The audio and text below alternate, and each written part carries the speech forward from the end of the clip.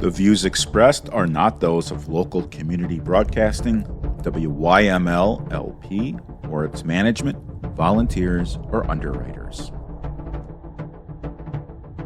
Greetings and welcome to the Personal Safety Show. This is Marcus Melnick from Firearm Mentor, your host. And today we have a very interesting lineup as far as an interview. But before we get to the interview, I'd like to share some firearms news with everyone. First of all, save the date. April 18th, 2024 is the iGold Gun Rights Rally. And if you're not sure what iGold means, it stands for Illinois Gun Owner Lobby Day. And it's going to be at the Illinois Capitol in Springfield, Illinois. A lot of gun groups are asking us to take the day off and meet with our state representatives. So I've gone to this in the past, and we basically assemble in an auditorium, and then it's about a mile away-ish from the Capitol. There's a huge march. Everyone's wearing gold shirts, which goes along with the iGold theme. And at this auditorium, you're going to get some 3x5 cards that are perforated. You tear them off, and you give them to your elected officials or their offices. So it's always good to speak with your elected officials, and if they're not there, if they're hiding, wink, wink, or if they're actually in session or they're not in Springfield at that time, and a lot of anti-gun representatives mysteriously are unavailable on that day. I think it's planned. That's an opinion. I am not sure. Switching gears a little bit. About 30 years ago, that's about right, about 30 years ago, I was told by a police officer when I was being trained that everybody lies to the police. The victim lies to the police because they want the offender to get a harsher punishment. The offender lies to the police because they want to get out of whatever trouble they're in. And witnesses lie to the police because it's the most exciting thing that's ever happened to them, and they just want to get on TV. Now, I've never encountered that last one where the witnesses are lying until about a week ago. There is an NBC News story that says charges against Chicago man dropped in murder case that relied on legally blind witness testimony. So how is someone who's legally blind, how can they testify as a witness, as an eyewitness, not a hearing witness, an eyewitness? So this murder conviction was overturned last month, December of 2023. The gentleman was released from jail after prosecutors on Tuesday, December 17th-ish, dropped all charges because of this legally blind witness. Now, this guy, Darian Harris, spent 12 years in prison after he was convicted in the 2011 shooting death of Rondell Moore, according to the Chicago Tribune. With that said, just keep that in mind when you are involved in a self-defense incident. The police may not believe you, and it is what it is. Speaking of police, according to Effingham Radio in Effingham, Illinois, the Illinois State Police will not pursue charges against residents who didn't register guns by January 1st. And they have extended the deadline. There isn't really a deadline, but Illinois State Police says the FOID portal will remain open and people can submit endorsement affidavits at any time. Residents who fail to register weapons under that law could face felony charges, and more than 29,000 residents have registered their assault weapons. And I say assault weapons, that's in quotes. So you still have time, you still have availability to actually go and register your firearms if that is the case. Now, in another article, most owners of assault-style weapons in Illinois appear to not have registered them as required by law.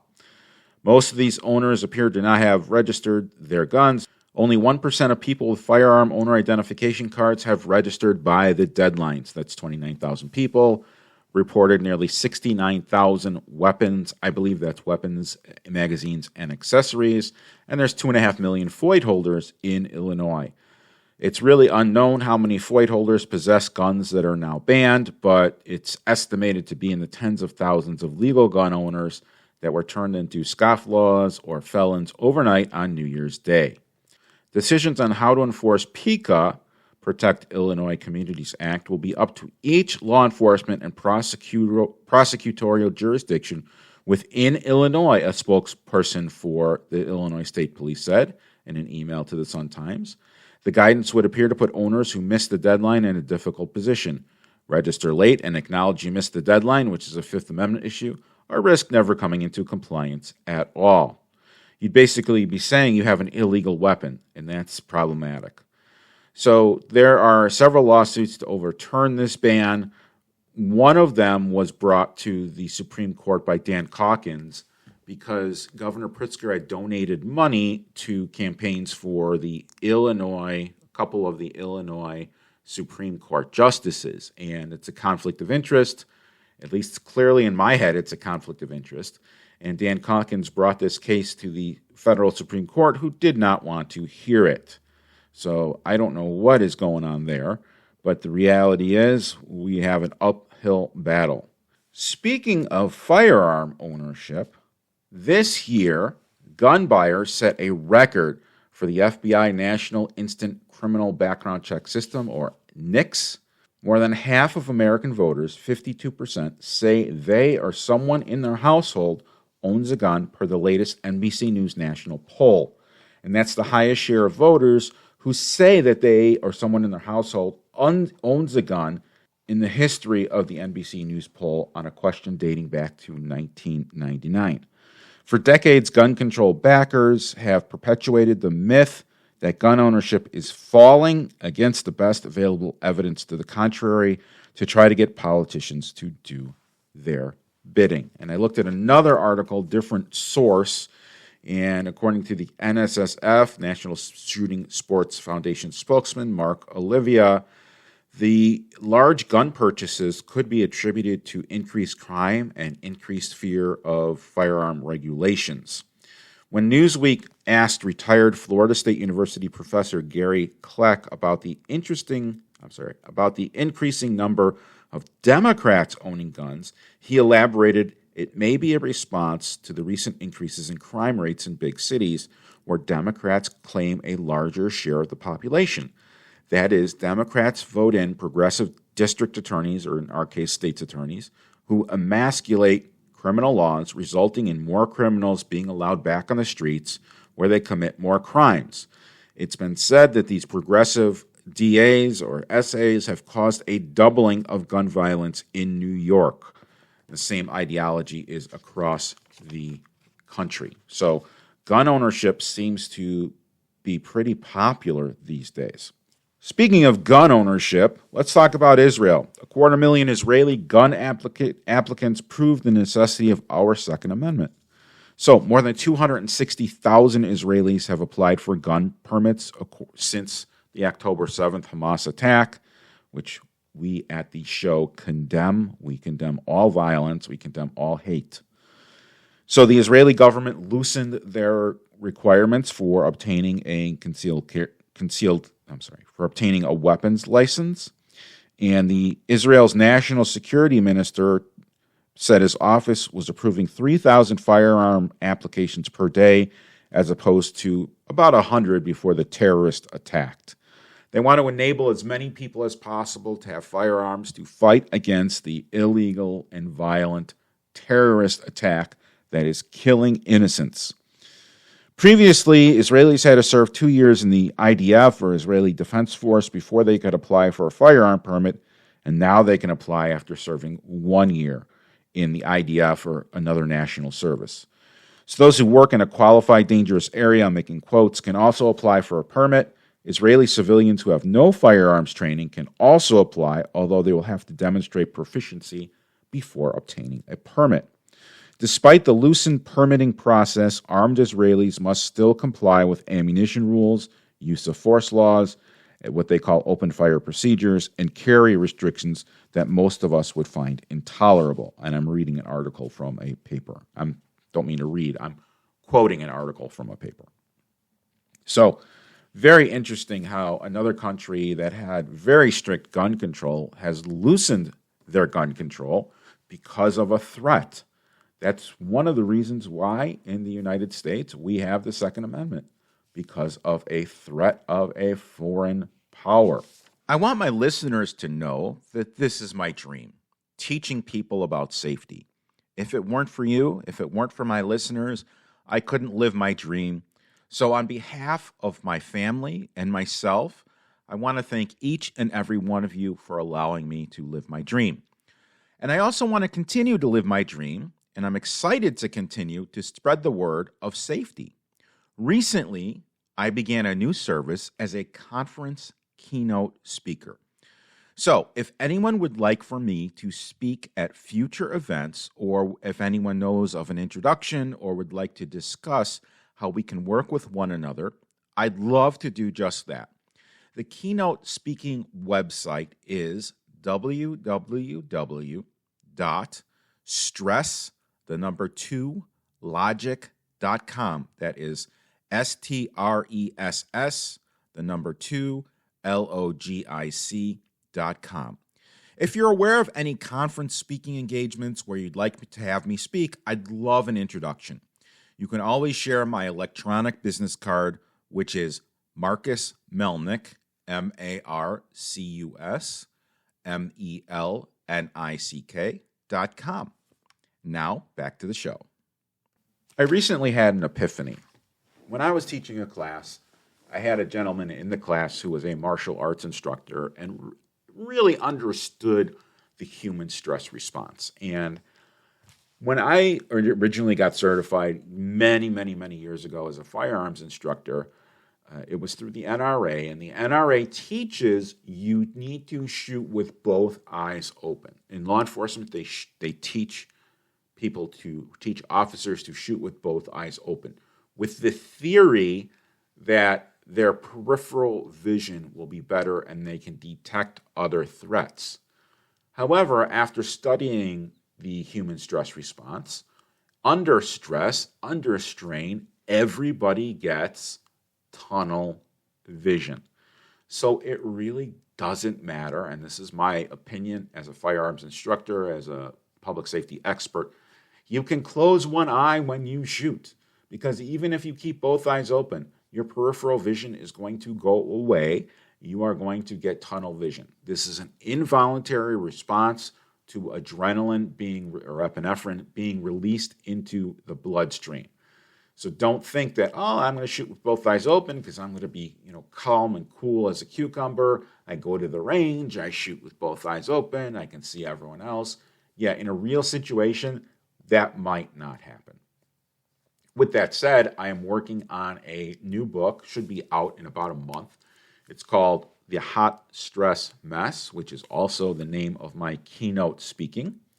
And the hot stress mess not only identifies what some of the stress reactions are, like tunnel vision, like auditory exclusion, things happening in slow motion, but it also gives a framework to overcome these. There are certain techniques that people can do to widen their tunnel vision, to open their auditory exclusion, and to return them to the actual moment. The book is designed for people who are not in life-threatening situations. Now, there's a couple situations where we will have an adrenaline dump. One of them is we're in a life-threatening situation. Another one is we're not in a life-threatening situation, but we're so elated and happy that we have an adrenaline dump, like when you go on a roller coaster. You get off, some people's hands are shaking, which is an after effect of adrenaline. So, I talk about what we can do to overcome that human stress response in non-dangerous situations. For example, a lot of people have phobias. A lot of people don't like to speak in front of people. Luckily, I do. That's why I have a radio show. But the human stress response is the same whether somebody is in life and death, peril, or danger, or they're not. They're in a meeting. They're going on a date. Guess what? There's going to be an adrenaline dump on a first date. At least I've always had one. I had an adrenaline dump when I got married. I have an adrenaline dump sometimes when I see my wife. Woo-woo. So we will let you know when that book is out and available. Today we have something that actually brought me back to my childhood. We're going to be interviewing Michael Helms, who is a firearms historian. But before we get into it, I want to share a couple things with the listeners. I grew up across the street from two brothers-in-law, and I'll give you the funny part at the end. They were both gun collectors. One of them would buy guns that were beat to crap and restore them, and that was his hobby. And the other one was an historical collector. So he had two Sharpays that were mean as you know what, an alarm on his house, and then an alarm on his den. And you'd walk into his den, and this section of the wall was the Spanish-American War weapons, including tomahawks as well as guns. This wall was Civil War. This wall was World War I. I mean, he had tons of historical firearms, including a bona fide rifle that belonged to Custer. So for me, and as a kid, I used to go to their houses. It was so cool. I loved it. The funny part is these two brothers-in-law were a good 500 pounds each. And my dad was also heavy, and he would say, this part of the block sags a little bit because of all the weight. So that's just a little bit of a funny thing. But I met Michael Helms through a public speaking, keynote speaking program that we're both involved in. He saw my posting and reached out to me, and that's how we connected. So Michael is not only a firearms historian and done expert witness, and we're going to go through all these types of things, but he is this firearms historian. Michael, welcome to the show. Thanks so much, Marcus. Glad to be here. Awesome. Well, thank you very much. I greatly appreciate always connecting with like-minded people. Can you share with the listeners what your origin story is? How did you get to be a firearms historian? What was your path like? Take it away. That's a great question, and you know, there's no straight line to becoming a firearms historian. To my knowledge, there's not a degree program or anything like that you can enroll in. My path to becoming a firearms historian was pretty accidental. When I was in my 30s, I decided I wanted to go back. I wanted to finish an undergraduate degree that I had started, went right out of high school, but never finished. I was living in North Carolina at the time, so I went to North Carolina State University, and I ping-ponged around majors for a bit. And I finally realized, as a part of being a part-time student, that I've actually always been a historian all of my life. Even when I was a teenager, and even into my single-digit years, my mother has this great story that she tells that, you know, when we were in kindergarten and the kids, you know, were learning about trains, I wanted to know about the earliest trains. When the kids were learning about dinosaurs, I wanted to know about the first dinosaurs that were discovered. So I think I've always been a historian, and finally realized that in my 30s. So I eventually moved into the history department at North Carolina State University and found my calling and really, really enjoyed the program. And while I was doing that, one day, I think it was maybe 2010 or 2011, I happened across an old revolver at an antique store in Northern Virginia. And I bought this old revolver. It was made by the Wallen White Arms Company. And I just thought this was going to be something cool to put on my desk. And I got home and I started reading about it, and I realized that there was this really interesting story from the 1850s about Wallen White and the patent and the rise of Smith & Wesson, and essentially the development of the cartridge load revolver. And that story actually turned into my thesis for my history degree, which I wrote over a span of 2.5 years and defended back in 2016. And that sort of gave me this kind of underpinning of being a firearms historian. At this point, I had written academic scholarship on gun history, which is pretty rare in academia. There's not many people doing that. And people started finding me. People started approaching me and saying, hey, you know, I've got this old gun, or, hey, do you know about this particular thing? Actually had a couple of attorneys reach out to me in 2019, and I'll get to that story in a couple minutes. But I sort of tripped into it by accident, just because I happened to be interested in this and happened to be writing about it. I don't come from a law enforcement or a military background, so I don't have that usual underpinning that a lot of gun people seem to have. but it didn't slow me down, and I've loved it ever since. I kind of broke every rule with this. I didn't go into this with a business plan or clear goals and objectives. It's just sort of played out that way, and it's been a lot of fun. Terrific. Can you share some of the guns that you've done in addition to the Smith & Wesson and the rise of the Smith & Wesson? Can you talk about any prominent firearms that maybe you've come across, you've done history work on, you've appraised, that type of thing? Sure. I think the one I'm most proud of is the earliest Smith & Wesson revolver in existence. It's serial number 5. Obviously, it was the 5th revolver that the Smith & Wesson partnership made. It was made in 57, I'm sorry. And that actually came into my collection in 2021. The gun had kind of an interesting history. We know where it had been since at least the 1940s, and it had only at that point had 2 or 3 owners. I became, I guess you would say, the 4th. But that revolver's been a lot of fun to research. It was almost certainly one of the handmade prototypes. We think that the first 8 or 9 guns that Smith & Wesson made were all just, individually handmade. They were kind of adjusting and tweaking the design as they went. This particular one we think was actually a tool room model that was used to make tooling, to make guns. So in that sense, it was the pattern on which all other Smith & Wesson Model 1s were eventually based off of. So that's been a really fun gun to research and to be able to take out and display at shows.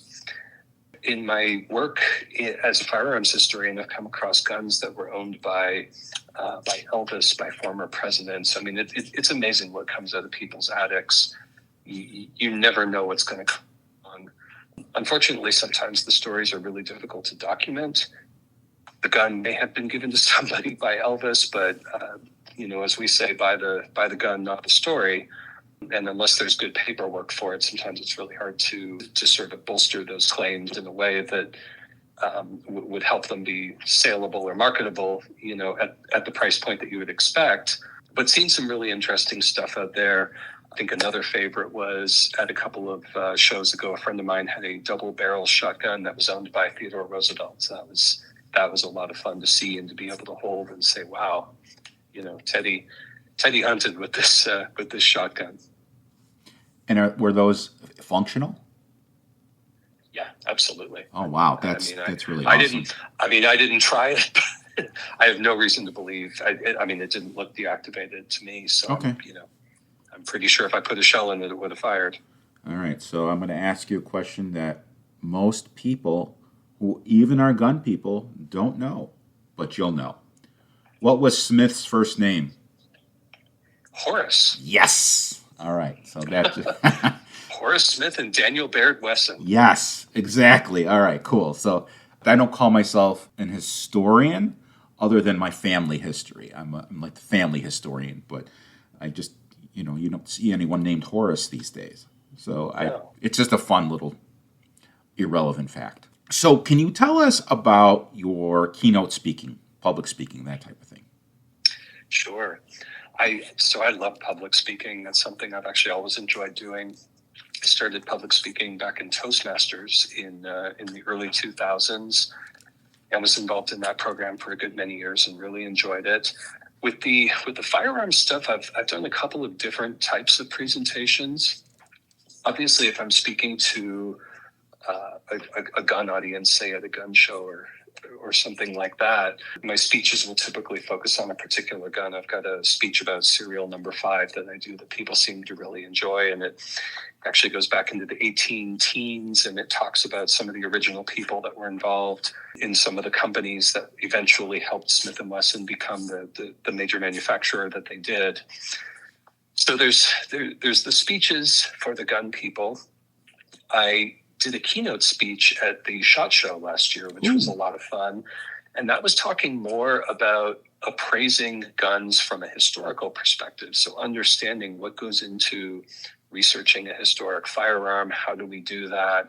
how do we do that in a way that informs the value of the gun that one could expect, say, if they were taking the gun to auction or doing a private sale? That's a complicated topic. That's a presentation that I actually did with Steve Sinetti, who was the former CEO of Ruger and who now runs his own appraisal company. Steve and I kind of partnered on that presentation. We had a lot of fun doing it. Of course, we were still presenting to a firearms audience, or I would say a firearms sympathetic audience. The other presentation that I do, and this is one I piloted, I would say 3 or 4 months ago, and people seem to really enjoy it, was talking about some of the different aspects of being a firearms historian that might appeal to people who aren't themselves interested in firearms, or who actually may not even like firearms. In this presentation, I talked a lot about my expert witness work that I do. And there's one particular case that I helped with. It was a Chicago Innocence Project case for a young man who, in the early 1990s, was convicted of murder based on a confession, and I'm putting the word confession in air quotes, right, based on a confession that he had given to the police. And there's good reason to believe that the police employed a lot of violence to extract that confession from him. And the work that I did as a firearms historian involved reading through that confession and trying to pick out what were turns of speech that a 15 or 16-year-old kid would have used, and what were some terms or phrases that might have come from somebody else. And I actually did find a couple of very interesting things in that. As I told my audience then, I would love to say that there was a big Perry Mason moment in court. These types of appeals work their way through the courts extremely slowly. That case is still winding its way through. That was, I think, 2019, where the legal gears turned slowly on that. But it was interesting to be involved in a project like that. And certainly some of those stories relate better to an audience that may not have an intrinsic interest in firearms. Or like I say, they may be kind of anti-gun people, or however you want to put that. But they still seem to really enjoy that presentation. I think enjoyed understanding that my work isn't always just running around and playing with guns and shooting guns or whatever. There's a very human side to this also that we try to help people with. So stay tuned. We'll be right back. The views expressed are not those of local community broadcasting, WYML LP, or its management, volunteers, or underwriters.